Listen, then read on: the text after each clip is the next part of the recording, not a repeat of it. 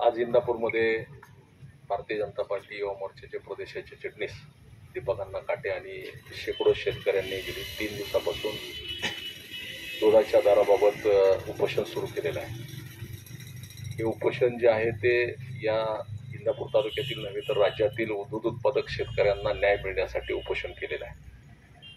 आणि हे उपोषण जे आहे की या राज्यातलं सरकार भारतीय जनता पार्टी, शिवसेना आणि राष्ट्रवादीचं सरकार या राज्यामध्ये काम करत असताना सर्वसामान्य दूध उत्पादकाला न्याय मिळाला पाहिजे अशा प्रकारची सक्रिय आणि अतिशय सकारात्मक भूमिका घेऊन हे सरकार काम करत आहे। खरं तर ह्या मागण्या राज्यातलं सरकार भारतीय जनता पार्टीच्या नेतृत्वाखाली काम करत असताना भारतीय जनता पार्टीचा एखादा कार्यकर्ता उपोषणाला बसतो त्यावेळेस त्याचा हेतू सरकार विरोधी नसून शेतकऱ्यांच्या बाजूने आहे।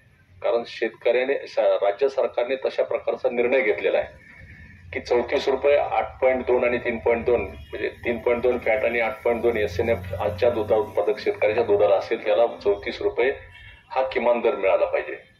राज्यामध्ये आपण पाहिलं असेल की मागील अनेक दिवसांमध्ये कदाचित एप्रिल मे मध्ये दुधाचं ज्यावेळेस शॉर्टेज होतं त्यावेळेस दुधाचे दर 38-39 रुपयापर्यंत गेले। परंतु आता दुर्दैवानं या राज्यामध्ये पुन्हा दुधाचं उत्पादन अतिरिक्त झालं अशा प्रकारची कोलेकोई करून काही दूध संस्था, दूध संघ हे अतिरिक्त दूध झालं ह्या नावाखाली शेतकऱ्यांच्या दूध उत्पादक शेतकऱ्यांची लूट करताना आपण सगळेजण पाहतो आहोत। तर ह्याच्या विरोधात हे उपोषण आहे। राज्य सरकारचे दुग्ध विकास आणि पशुसंवर्धन मंत्री विखे पाटील साहेबांनी परवा दिवशी एका बैठकीद्वारे तशा प्रकारचे GR पण काढले की 34 रुपये मिनिमम दर हा मिळाला पाहिजे। आणि असं असताना राज्यातले काही प्रस्थापित दूध संघ मालक या सरकारने घेतलेल्या निर्णयाच्या विरोधात भूमिका घेताना आपण सगळेजण पाहतोय। आम्हाला माहित नाही कोण किती मोठं आहे, किती मोठा कोणाचा दूध संघ आहे, किती मोठी दूध संस्था आहे, किती दुधाचं कलेक्शन आहे, राज्यातला मोठा आहे का देशातला मोठा, आम्हाला घेणं देणं नाही। परंतु ह्या राज्यातल्या दूध उत्पादक शेतकऱ्यांना न्याय देण्यासाठी भारतीय जनता पार्टीचा कार्यकर्ता म्हणून आम्ही शेतकऱ्यांच्या पाठीशी खंबीरपणे उभा आहोत। त्यामुळं अशा प्रकारची भूमिका दीपकांना आपण घेतलेली आहे। तुमच्या भूमिकेला आमचं समर्थन आहे, कारण शेतकऱ्यांसाठी ही भूमिका आपण घेतलेली आहे। राजकारणाच्या जागी राजकारण जरूर करू आपण, परंतु शेतकऱ्याला न्याय मिळाला पाहिजे। रक्ताचं पाणी करणारा आमचा शेतकरी रात्रंदिवस काबाड कष्ट करतो आणि त्यांनी उत्पादित केलेला जर शेतमाल असेल, दुधाला असेल, जर योग्य भाव मिळणार नसेल तर हे जे दूध माफी आहेत त्यांना धडा शिकवल्याशिवाय भारतीय जनता पार्टी राहणार नाही। या राज्यातलं सरकार हे शेतकऱ्यांच्या बाजूचं सरकार आहे। या राज्याचे उपमुख्यमंत्री देवेंद्रजी फडणवीस ज्यावेळेस मागच्या सरकारमध्ये मुख्यमंत्री होते त्यावेळेस आपल्याला सगळ्यांना माहिती असेल की दुधाचं अतिरिक्त उत्पादन झाल्यानंतर त्यावेळेसची परिस्थिती अशी होती की दुधाचे दर 18-19 रुपयापर्यंत आले होते। परंतु 18-19 रुपयापर्यंत आलेल्या दूध दर आल्यानंतर दूध उत्पादक शेतकरी उद्ध्वस्त होतो काय अशा प्रकारची परिस्थिती निर्माण झाली होती। त्यावेळेस देवेंद्रजी फडणवीसांनी राज्यातल्या दूध उत्पादक शेतकऱ्यांना 5 रुपयाचं प्रति लिटरचं अनुदान दिलं गेलं आणि जे बोकटीचं उत्पादन होत होतं त्या बोकटी उत्पादन करण्यासाठी त्या दूध संस्थांना त्या ठिकाणी बोकटी उत्पादन करण्यासाठी राज्य सरकारने 50 रुपये दिले आणि देशाचे पंतप्रधान नरेंद्र मोदी साहेबांनी 50 रुपये अनुदान दिलं। म्हणजे एकीकडे दूध धंदा उद्ध्वस्त झाला नाही पाहिजे, संपला नाही पाहिजे, म्हणून हे भारतीय जनता पार्टीच्या नेतृत्वाखालचं सरकार सातत्यानं सकारात्मक काम करताना आपण सगळेजण पाहतोय। मग ह्या शेतकऱ्यांची लूट करतोय कोण हा प्रश्न खऱ्या अर्थानं सर्वसामान्य दूध उत्पादकांच्या मनामध्ये निर्माण होतो। आपल्या सगळ्यांना माहिती आहे की या इंदापूर तालुक्यामध्ये जवळपास पश्चिम महाराष्ट्र असेल, कर्नाटकातलं असेल दूध आपल्याकडे येतं। वेगवेगळे दूध संस्था आहेत, दूध संघ आहेत, मोठे मोठे दूध संघ आहेत। मला तर असं समजलं की राज्यातल्या दूध उत्पादकांना काय दर द्यायचा हे तुमच्या इंदापूरमधनं ठरतं। अरे चांगलं करण्यासाठी तुमचा वापर करा ना, इंदापूर बदनाम करण्यासाठी करू नका, पुणे जिल्हा बदनाम करण्यासाठी करू नका।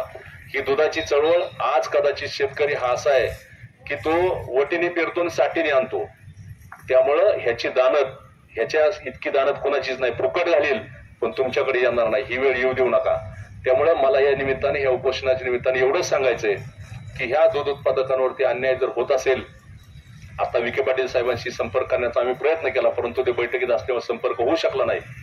परंतु लवकरच या विषयामध्ये आम्ही आग्रही भूमिका घेऊ आणि ह्या परिसरातल्या, तालुकाच नव्हे जिल्हा असेल, ह्या परिसरातला असेल, राज्यातला दूध उत्पादक शेतकरी असेल त्याला न्याय देण्यासाठी आम्ही प्रयत्न करू। कारण बऱ्याच वेळा असं होतं की दूध हा नाशिवंत आहे, दूध नाशिवंत पदार्थ असल्यामुळे त्याला ठेवता येत नाही, स्टोरेज करू शकत नाही आपण, आणि मग त्याचाच फायदा ही सगळी मंडळी घेताना आपण वर्षानुवर्ष पाहतोय, पिढ्यानपिढ्या पाहतोय।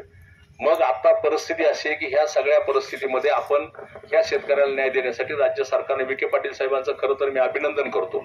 या राज्यातल्या दूध उत्पादक शेतकऱ्याला 3-2 फॅट आणि 3-2 फॅट आणि 8-2 SNFच्या खरं तर पूर्वीचा नियम असा 3-5-8-5चा नियम होता. परंतु 3-2-8-2 अशा प्रकारची भूमिका घेतल्यानंतर राज्यातल्या दूध उत्पादक शेतकऱ्यामध्ये आनंदाचं वातावरण झालं आणि खऱ्या अर्थाने हे सरकार दूध उत्पादकांच्या पाठीशी उभा आहे.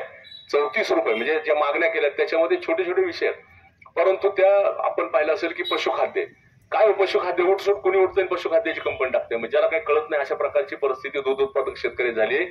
पशुखाद्याच्या बाबतीमध्ये जे बेकायदेशीरित्या काम करतात, कंटेंट्स काय काय आहेत, त्याच्यामध्ये कुठले कुठल्या प्रकारचे घटक आहेत याचं कुठलंही स्पेसिफिकेशन त्याच्या बॅगवरती लिहिलेलं नसतं.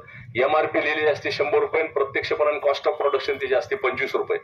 म्हणजे एखाद्या मालाला उत्पादनाच्या किती टक्के नफा मिळाला पाहिजे हे सुद्धा खऱ्या अर्थानं राज्य सरकारने ठरवण्याची भूमिका घेतलेली आहे. जे पशुखाद्य असेल, पशुसाठी लागणारी औषधे असतील, त्याच्यासाठी लागणाऱ्या सेवा असतील, ह्या सेवा सगळ्या GSTतून वगळण्याची सुद्धा भूमिका राज्य सरकारने घेतलेली आहे. मग अशा प्रकारचे निर्णय घेऊन खाली अंमलबजावणी खरं तर हे झारीतले शुक्राचार्य कोण आहेत ह्याचा सुद्धा आपण शेतकऱ्यांनी तपास केला पाहिजे. ह्याचा सुद्धा आपण खऱ्या अर्थाने शेतकऱ्यांनी माहिती घेतली पाहिजे. विश्वास किती वेळ ठेवायचा हे सुद्धा शेतकऱ्यांनी ठरवलं पाहिजे. त्यामुळे माझं या ठिकाणी एवढंच सांगणं आहे की शेतकऱ्यांची चळवळ, शेतकरी सुद्धा जागा झाला पाहिजे. आपण राजकीय कार्यकर्ते असू, परंतु राजकारणाच्या पलीकडे जाऊन आपण शेवटी शेतकरी आहोत.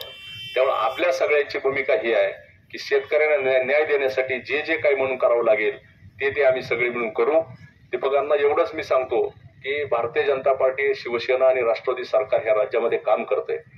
हे सरकार काम करत असताना सर्वसामान्य शेतकऱ्यांना न्याय द्यायची भूमिका घेऊन हे सरकार काम करतंय.